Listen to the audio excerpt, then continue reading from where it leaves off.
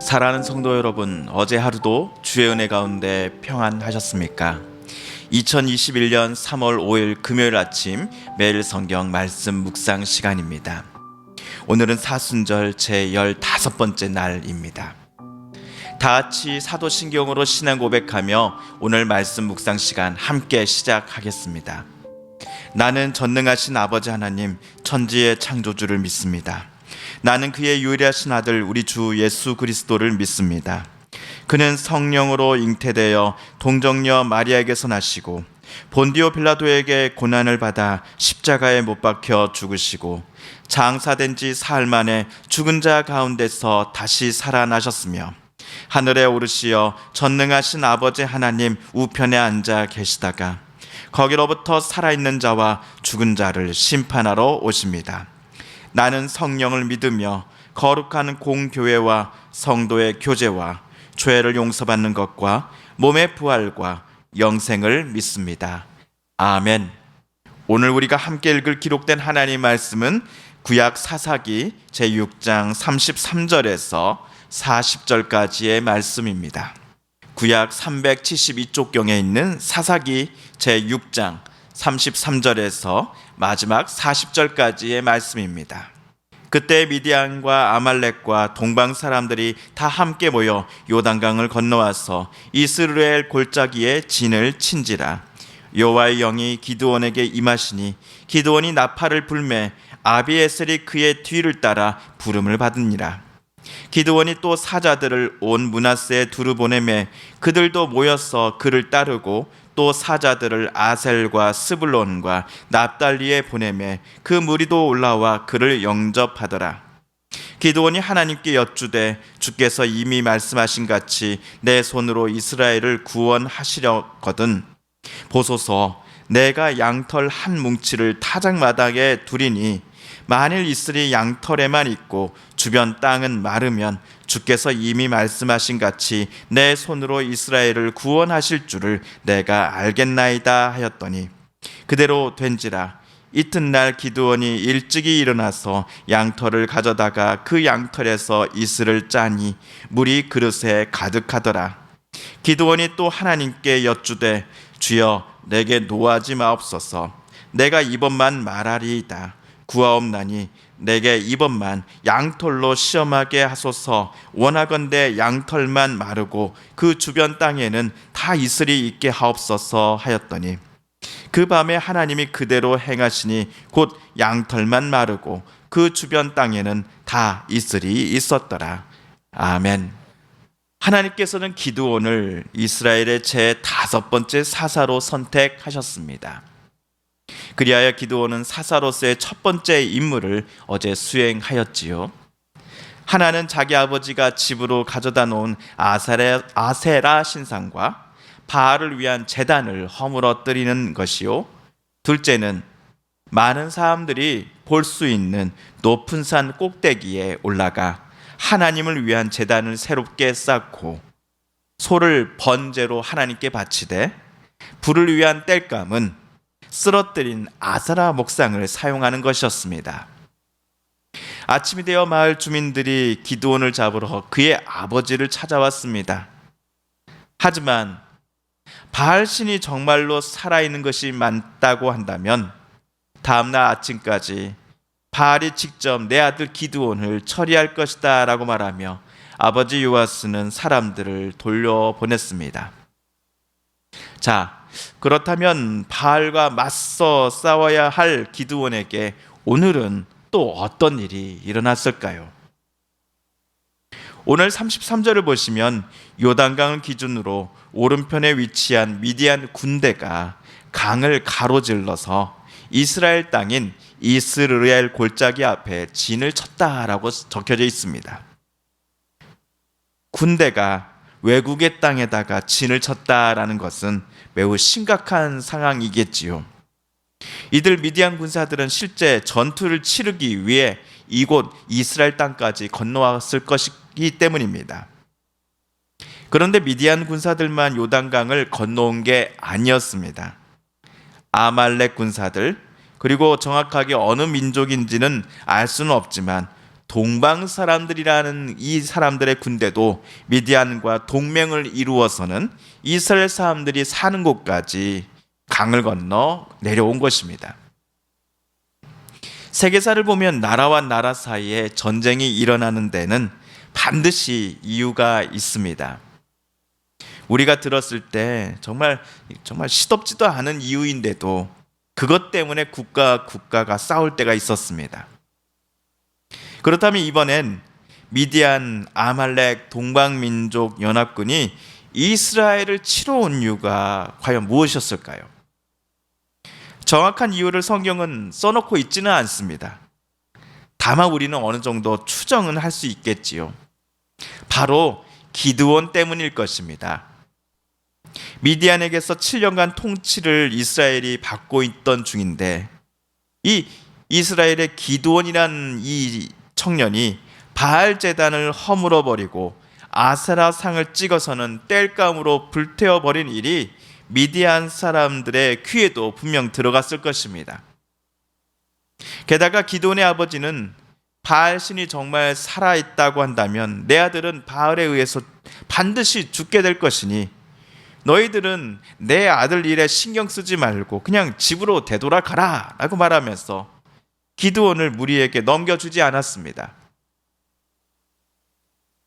한편으로는 바알신이 정말 살아계심을 믿어라 라는 취지로 아버지는 말한 듯 싶지만 결국엔 교묘한 논리로 미디안 종교 지도자들에게 큰 수치심을 안겨준 기드온을 아버지 요아스가 보호하고 그들에게 아들을 넘겨주지 않은 셈이 됩니다. 이상 어제 있었던 일들은 기드온은 물론이고 아버지 요아스마저도 미디안의 영향력을 거부하겠다라는 의미로 미디안 통치자들은 받아들였을 것입니다. 그래서 미디안의 통치자들은 바알란의 새싹을 확실히 짓밟아 줘야겠다라는 생각이 들었겠지요. 이대로 놔두었다가는 이스라엘이 기드온으로 단합하여서 똘똘 뭉쳐서 자기네들로부터 독립하게 될 것이다라는 걱정이 새롭게 들기 시작한 겁니다. 미디안은 자기네 군대뿐만 아니라 몇 나라 연합군과 함께 이스라엘에 와서는 무력 시위를 지금 하고 있는 것입니다. 또한 바알란의 핵심 주동자인 기드온을 생포하기 위해서였을 것입니다. 어제 사건만 하더라도 기드온은 자기네 집에서 일하는 종 10명을 데리고 갔을 뿐입니다. 하나님께서는 기드온 보고 미디안과 맞서 싸울 때 너는 반드시 이길 것이다 라고 말씀해 주셨지만 정작 기드온에게는 군사들이 한 명도 없었습니다. 기드온이 보기에도 미디안과 맞서 싸우는 일에 자기 말고는 아무도 없는 듯 보였습니다.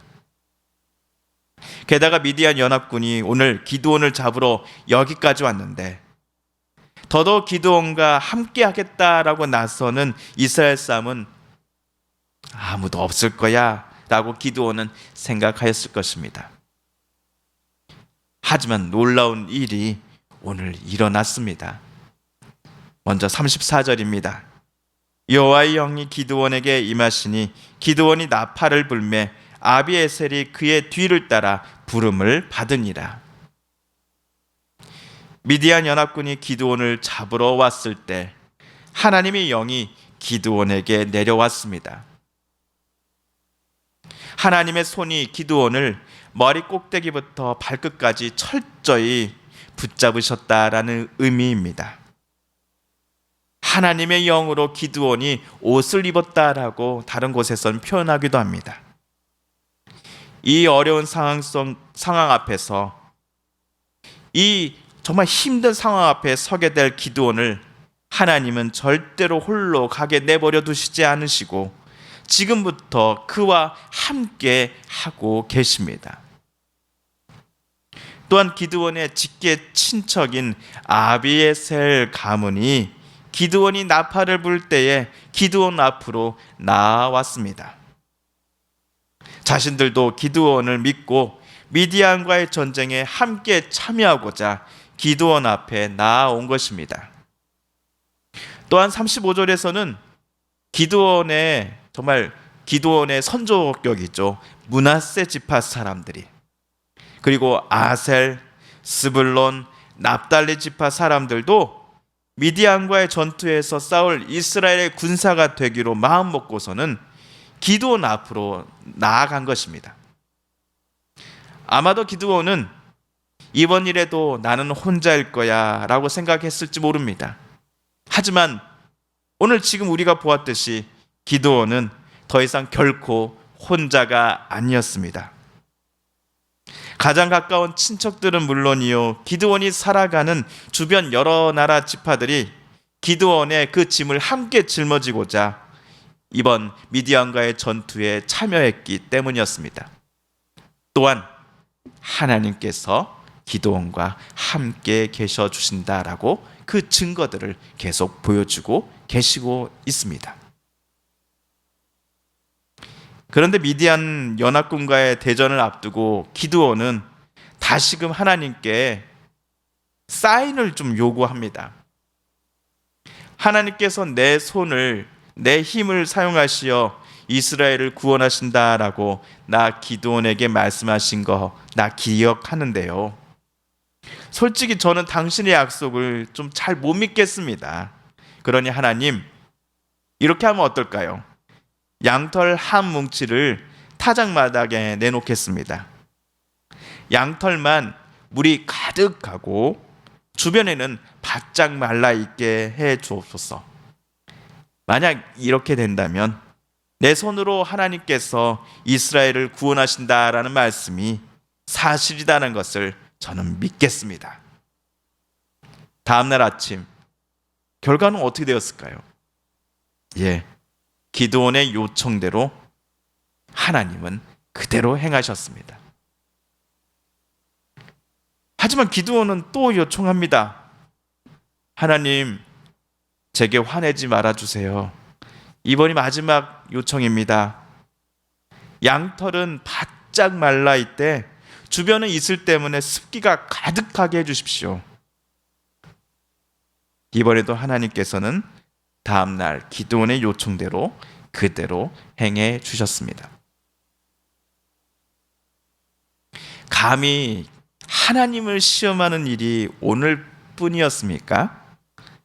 지난번에도 당신이 정말 하나님이 맞는지를 내게 증명해 보이십시오라고 기드온이 말한 적 있다는 거 여러분 기억하시죠?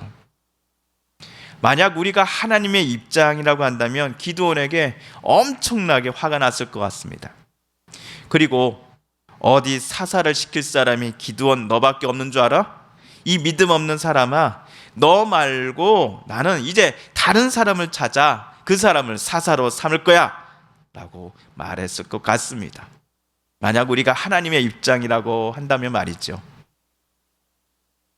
지금까지 우리가 봐왔던 기드온은 하나님의 지시와 인도하심에 온전히 신뢰를 보낸 사람만은 아니었습니다.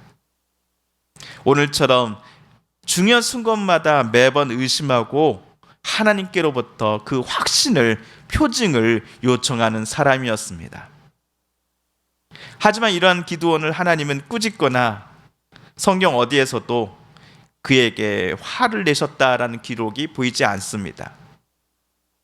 오히려 기드온이 요구하는 바대로 하나님은 다 행해 주셨습니다.